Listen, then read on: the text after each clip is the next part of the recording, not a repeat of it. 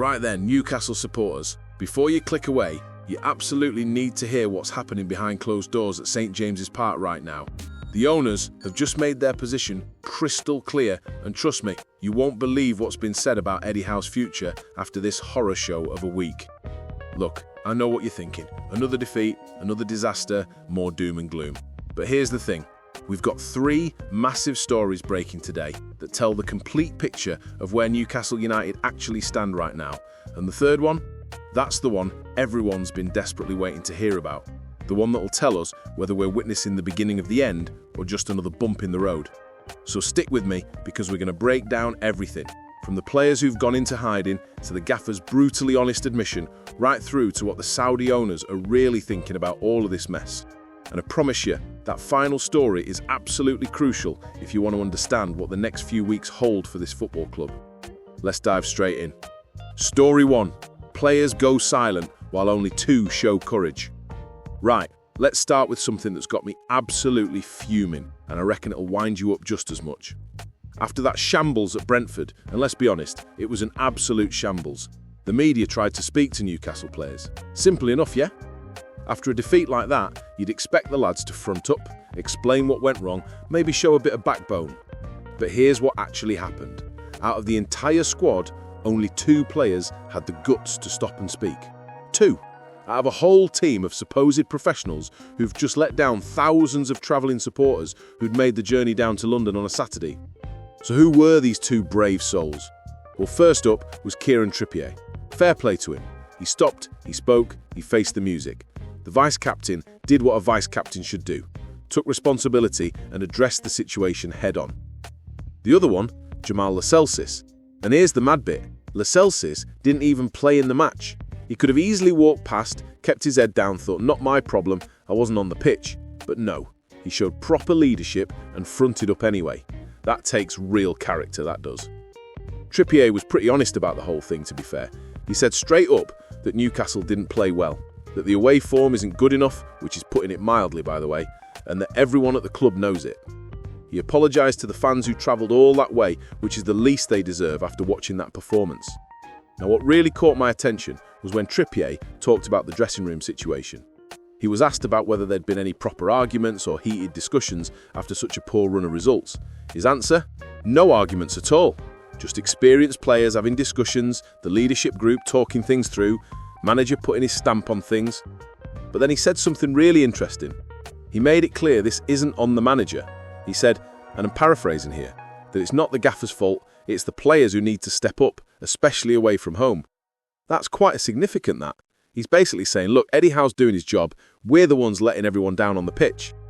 Trippier went on about how the home record is top-notch, which it is, to be fair. But away from St James's Park, it's been absolutely dreadful. And he's accepting that responsibility as a player. He said they need to take it on the chin, apologise to the fans, and insisted that despite everything, the lads are giving it their all. Now, I don't know about you, but when someone says, we're giving everything after a performance like that, it doesn't exactly fill you with confidence, does it? Either they're giving everything and it's not good enough, which is worrying, or they're not actually giving everything and they're lying to us, which is even worse. Trippier also talked about the squad unity, calling it one of the best groups he's ever been involved with. He reckons they'll stick together and eventually things will click. He even suggested that maybe this international break has come at the right time, gives everyone a chance to step back, reflect and reset. And let's look at what's coming up after this break, because it's not exactly a gentle run of fixtures, is it? Manchester City at home, that's going to be tough. Then a trip to Everton, where Newcastle historically struggle. These aren't easy games to bounce back with. But here's what really bothers me about this whole situation. Where were all the other players? You've got a squad full of international footballers, experienced professionals, guys earning thousands upon thousands a week, and only 2 of them can be bothered to stop and explain themselves to the supporters. That shows a massive lack of respect, in my opinion. Those fans have spent their hard-earned money on tickets, travel, food, drinks, probably well over £100 each to go and watch their team get battered.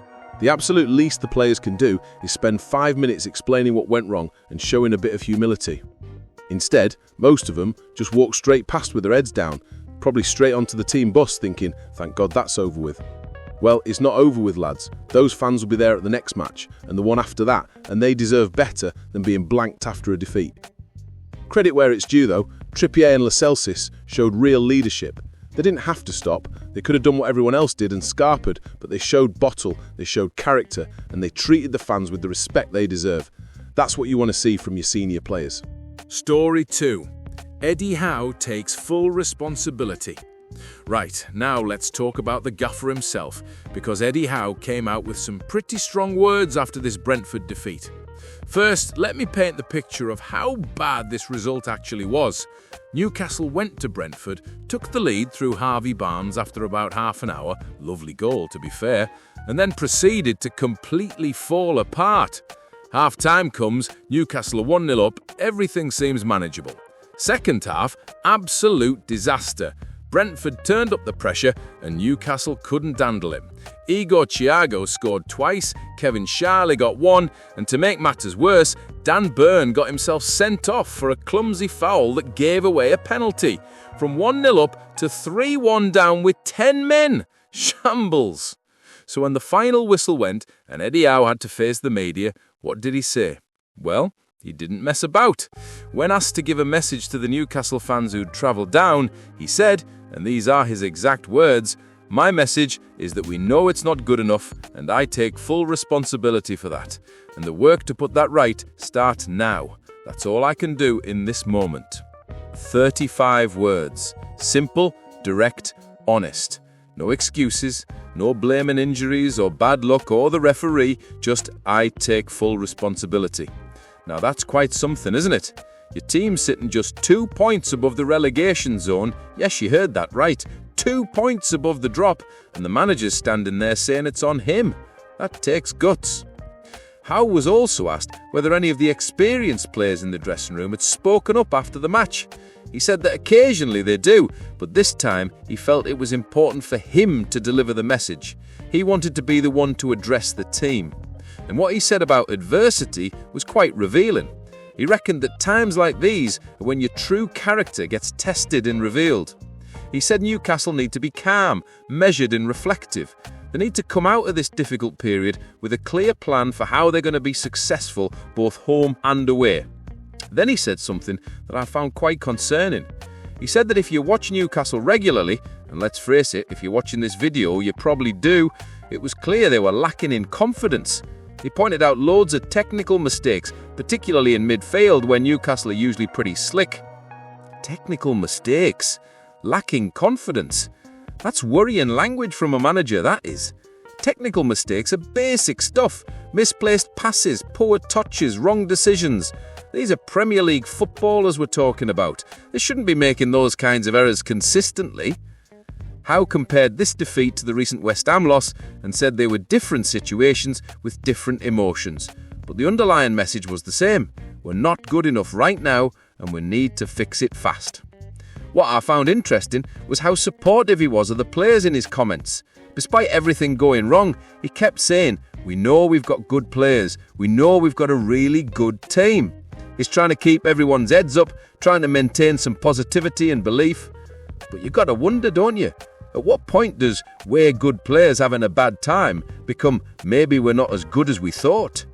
Newcastle finished in the top 5 last season. They're playing Champions League football, and yet here they are scrapping around near the bottom 3. The problem is, when your manager's talking about lacking confidence and making technical mistakes, those are fundamental issues. Confidence is everything in football. Once it drains away, it's incredibly hard to get back. And we've all seen what happens to teams that lose their bottle. They spiral downwards fast. Howe's been here before though, hasn't he? This time last year, Newcastle lost at Brentford as well. They were going through a rough patch. Questions were being asked. Pressure was mounting. And what happened? They went on to win the Carabao Cup at Wembley and finished in the top 5. So he knows he can turn things around. But this feels different somehow. Last season, there was always the sense that Newcastle were just going through a blip, that quality would shine through eventually. This season, it feels more serious. The performances haven't been there, the results definitely haven't been there, and that league position is genuinely concerning now. Eddie Howe taking full responsibility is admirable, it really is. But responsibility doesn't mean much if things don't actually improve. Talk is cheap in football, it's results that matter. And right now, Newcastle's results are absolutely dreadful. So the big question is, can Howe actually fix this? He says the work starts now, but we've heard that before after previous defeats. At some point, the work has to actually produce results, doesn't it? You can't keep saying we'll put it right if you never actually put it right. The next few weeks are going to be absolutely crucial for Eddie Howe. Manchester City after the break, that's a free hit really. Nobody expects Newcastle to win that. But then it's Everton away, and Newcastle have to start picking up points in games like that. If this run continues much longer, that 2-point gap above the relegation zone is going to look even more frightening. Right then, here we go. This is the big one everyone's been waiting for. What do the Saudi owners actually think about all this? Is Eddie Howe's job safe? Are they panicking behind the scenes? Let me tell you exactly what's happening at the top level of Newcastle United right now. First things first, and this is exclusive information, so pay attention, there is absolutely no drastic action being planned despite this alarming run of form and that horrible league position. None whatsoever. The owners, PIF, led by Yasser Al-Rumayyan, are not even discussing Eddie Howe's position right now. Let me repeat that for the people at the back. Eddie Howe's job is not under threat. Now, does that mean the owners are happy? Absolutely not. They definitely did not invest all that money into Newcastle United to sit in the bottom half of the Premier League table. They've got big ambitions, massive plans for this football club, and being 2 points above relegation is not part of that vision. But here's what's actually happening behind the scenes. The stance from the Saudi owners is one of concern, yes, but also one of support. They're backing Eddie Howe and his staff. They're not reaching for the panic button. They're not drawing up lists of potential replacements. They believe in the man they've got. And why wouldn't they? Let's look at the facts here. Just 10 months ago, Newcastle were in a similar position. Lost at Brentford, things looking dicey, pressure mounting. What happened next? Carabao Cup victory at Wembley. Top 5 finish in the Premier League. Qualification for the Champions League. That's what Eddie Howe delivered. The Saudi owners have always held a firm viewpoint that Howe was the right man to lead this project. They backed him through thick and thin, and they're not about to change their minds now just because of a few bad results. These are serious people making serious business decisions, and they take the long-term view. Now, there is a newly appointed board around Howe now, which is different to before. Earlier on the day of this Brentford match, Ross Wilson, the new sporting director, turned up at the stadium hoping to see Newcastle finally sort out their terrible away form. He left disappointed, but still firmly behind the manager. The CEO, David Hopkinson, is now in place as well. He's currently halfway through a 100-day review of the entire staff and operation at the club. But even with all these new people coming in and assessing everything, Eddie Howe's position isn't even being discussed. It's not on the table. It's not a topic of conversation at board level.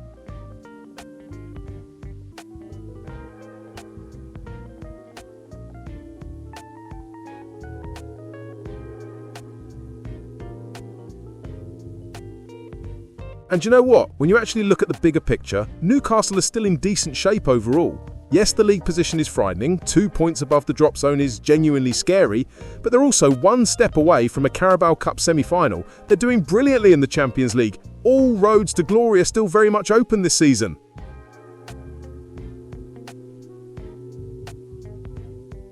It would take something absolutely drastic for the owner's position on Howe to change, and I mean drastic. We're talking about a potential scenario where Newcastle get knocked out of the Carabao Cup and then lose the Wear Time derby when they travel to Sunderland. That would certainly increase the pressure and the noise around Howe's position. But even then, the owners know what they've got, the club's most successful manager in a generation.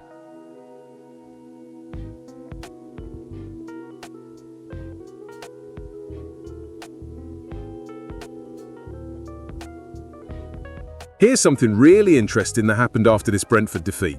On social media, there was an absolutely massive backlash. Fans were fuming, calling for changes, questioning everything, proper angry stuff. But you know what the fans in the stadium did? Moments after the third goal went in and the game was officially lost, they started chanting Eddie Howe's Black and White Army. That tells you everything, doesn't it? The actual fans who were there, who'd spent their money and time to travel down and support the team, they were still backing the manager. The away end was still quite full at the final whistle because those supporters believe that Howe will do what he usually does when he gets close to trouble, produce a big result.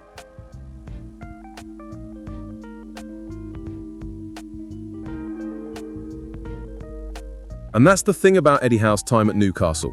Whenever he's been properly questioned, which hasn't been too often to be fair, he's always come up with the goods. He's always found a way to turn things around and get a big result that silences the doubters.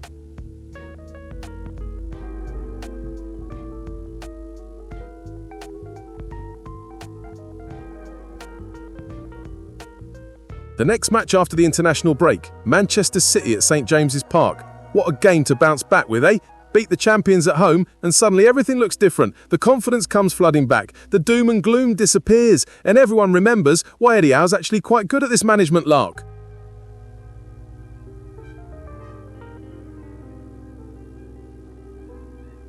Now, is Eddie Howe under pressure? Of course it is. You don't sit 2 points above relegation without being under pressure.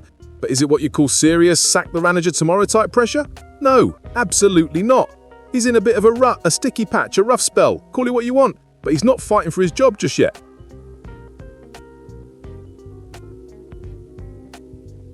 The owner's response, if Newcastle continue to struggle, won't be to sack the manager, it'll be to back him in the January transfer window. And here's something really important, there is money available to spend if needed. One source close to the situation has confirmed there's money in the pot for January signings if required.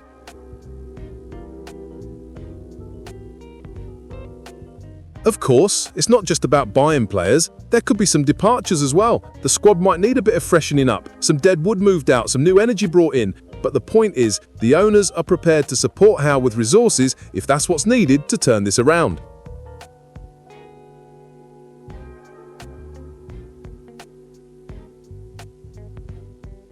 For now though, Eddie Howe will carry on with the squad he's got. There's confidence at the top level of the club that things can change quickly, and in football, they really can. One good result can shift the entire momentum of a season. One convincing performance can restore belief and confidence throughout the whole team.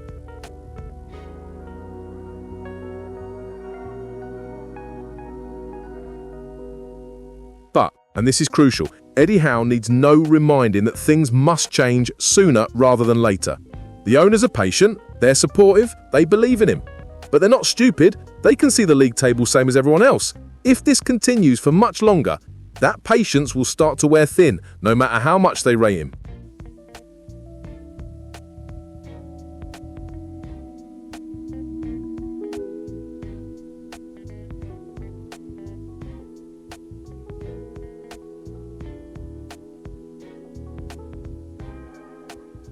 The next few weeks are massive, absolutely massive. Manchester City, Everton away, and whatever comes after that, these games will define Eddie Howe's season and possibly his future at Newcastle United. Win a few of those, climb up the table, get some distance between Newcastle and the relegation zone, and everyone can breathe easy again.